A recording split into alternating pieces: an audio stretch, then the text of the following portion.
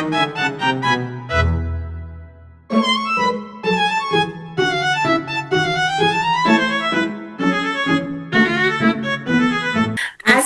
Assalamualaikum warahmatullahi warahmatullahi wabarakatuh. wabarakatuh. Kami dari kelompok 1 kelas 4B yang menganggotakan saya Amelia Ramadhani NPM 24754040. Saya Anggun Syara Purwanto dengan NPM 24754041. Saya Aulia Santika dengan NPM 24754042. Saya dengan Cinta Agustina Anggraini dengan NPM 24754044. Saya Desya Aprilia Pramitasari dengan NPM 24754045. Saya Elisa Suprapto dengan NPM 24754047. Baik, pada kesempatan ini kami akan mendiskusikan mengenai akuntansi dalam industri kelapa sawit, khususnya terkait pengolahan aset biologis dari tahap bibit hingga panen, serta bagaimana proses tersebut dicatat dalam laporan keuangan. Industri kelapa sawit memiliki karakteristik yang cukup unik dibandingkan dengan sektor industri lainnya, karena aset utama yang dimiliki perusahaan merupakan tanaman hidup yang terus mengalami pertumbuhan dan perubahan biologis. Betul, tanaman kelapa sawit termasuk dalam kategori aset biologis, yaitu aset hidup yang dapat mengalami transformasi, seperti pertumbuhan produksi dan bahkan penurunan produktivitas seiring waktu. Dari tanaman inilah dihasilkan agrikultur berupa tandan buah segar atau TBS, yang kemudian diolah menjadi minyak kelapa sawit karena sifatnya yang terus berubah. Perlakuan akuntansinya juga memiliki aturan tersendiri. Nah, saya mau tanya dong, kan tadi udah dijelasin tuh dari siklus hidup kelapa sawit, mulai dari tanaman belum menghasilkan sampai tanaman menghasilkan buah.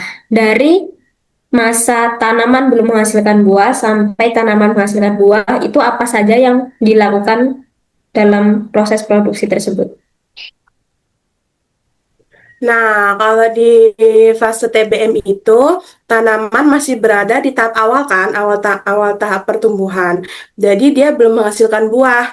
Jadi pada tahap ini perusahaan itu biasanya melakukan berbagai aktivitas kayak pembibitan, penanaman, pembukaan lahan, pemupukan, pengendalian hama, juga perawatan tanaman secara rutin. Semua kegiatan ini tuh bertujuan supaya tanaman bisa tumbuh dengan baik hingga siap menghasilkan buah.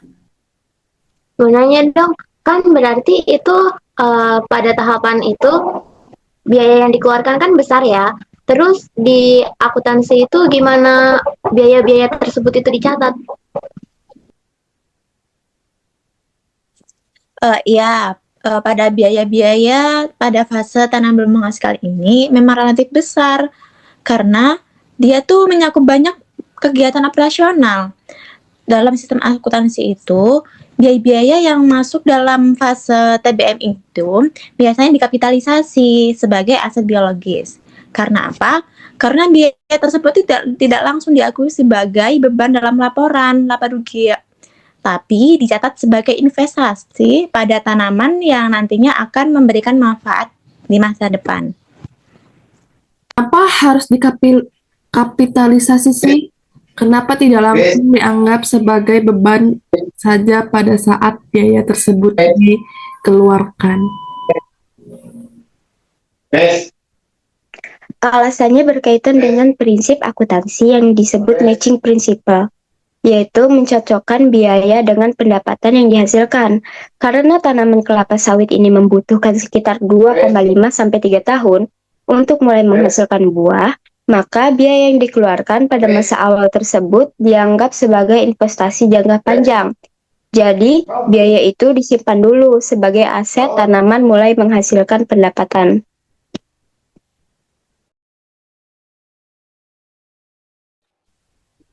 Berarti memerlukan waktu 3 tahun dulu baru tanaman kelapa sawit bisa menghasilkan buah. Iya, jadi kalau tanaman itu udah mulai menghasilkan tandan dan buah segar, maka tanaman tersebut masuk ke tanaman menghasilkan. Terus pada fase ini perusahaan itu udah mulai dapat manfaat ekonomi secara langsung dari hasil panen. Selain itu juga produktivitas tanaman biasanya akan terus meningkat selama beberapa tahun pertama setelah mulai berproduksi. Di slide ini juga kan ada grafik yang menunjukkan adanya puncak produktivitas ya. Itu maksudnya grafiknya apa sih? Puncak produktivitas itu apa yang dan sering yang kita kenal itu dengan plateau, yaitu periode ketika tanaman kelapa sawit menghasilkan buah dalam jumlah paling optimal, sehingga terjadi ketika usia tanaman berada pada kisaran 8 sampai 15 bulan. Fase ini produksi tandan buah segar ini berada pada tingkat yang paling tinggi, sehingga memberikan kontribusi pendapatan yang besar bagi perusahaan perkebunan. Kalau begitu, setelah melewati usia tersebut, apakah produksi akan terus meningkat atau justru menurun ya? Jadi setelah melewati masa puncak produktivitas, produksi biasanya akan menurun secara bertahap. Hal ini biasanya terjadi karena usia tanaman semakin tua dan semakin tinggi pohonnya, maka proses panennya cukup sulit. Jadi lebih baik dilakukan pemotongan pohon atau masa peremajaan.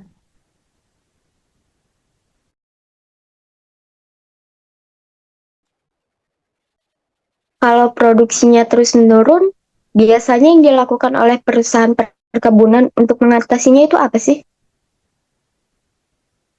Nah, kalau misalnya produktivitasnya menurun itu biasanya perusahaan melakukan peremajaan tanaman atau replanting kan.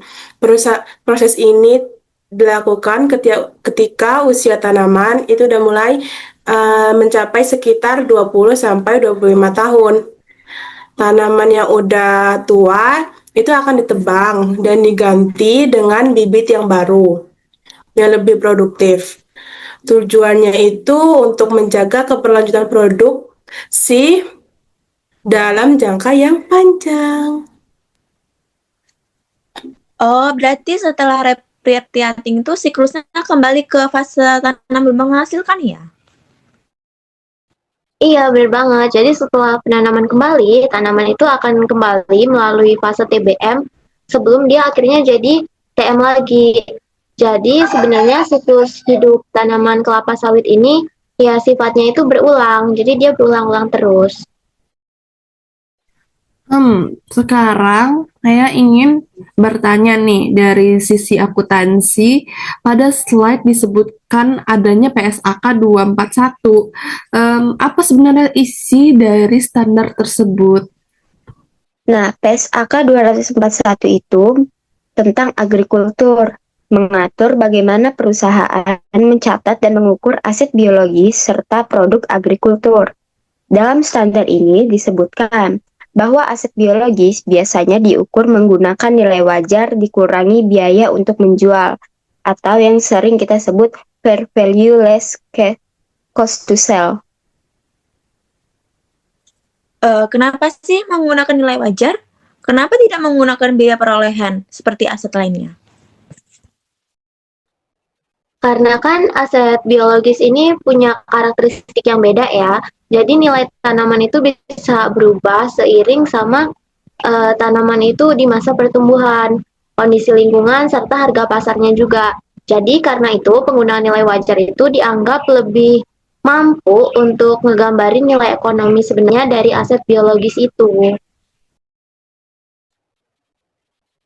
Kalau gitu, gimana dengan aset seperti pabrik, pengolahan kelapa sawit, atau mesin produksi? Apa juga diukur menggunakan nilai wajar? Tidak seperti pabrik, pabrik kelapa sawit, mesin pengolahan, dan infrastruktur perkebunan itu termasuk pada aset tetap. Maka pencatatannya menggunakan PSAK 216 tentang aset tetap.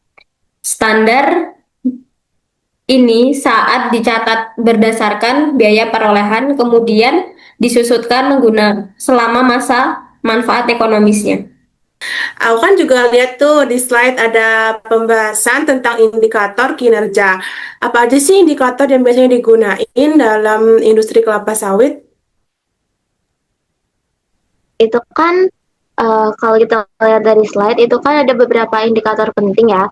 Salah satunya itu ada yield, yaitu kalau yield itu adalah jumlah hasil panen tandan buah segar per hektar yang dia tuh semakin tinggi yieldnya, maka produktivitas lahannya itu berarti dia semakin baik. Tuh. Selain yield, ada juga istilah OER di slide. Itu apa ya kira-kira? OR itu adalah singkatan dari Oil Extraction Rate, adalah indikator yang menunjukkan presentasi minyak yang berhasil ekstraksi dari tandan buah segar dalam pengolahan. Indikator ini sangat penting karena menunjukkan beberapa efisien pabrik dalam mengolah buah menjadi minyak kelapa sawit.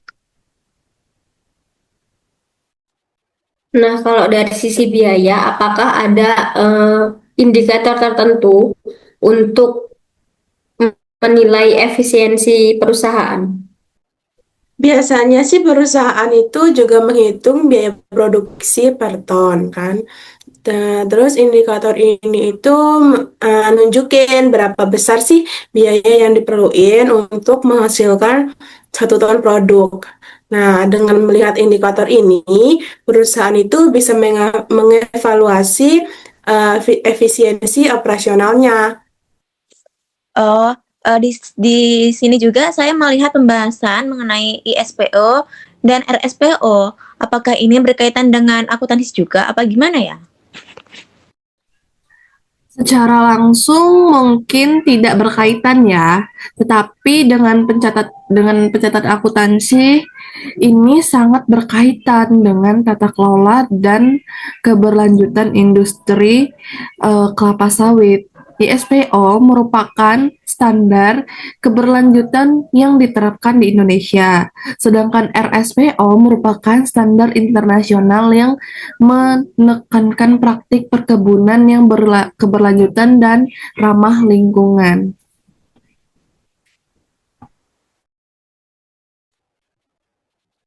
Berarti perusahaan kelapa sawit itu tidak hanya fokus pada produksi ya, dan keuntungannya, tapi juga harus memperhatikan aspek lingkungan dan sosialnya.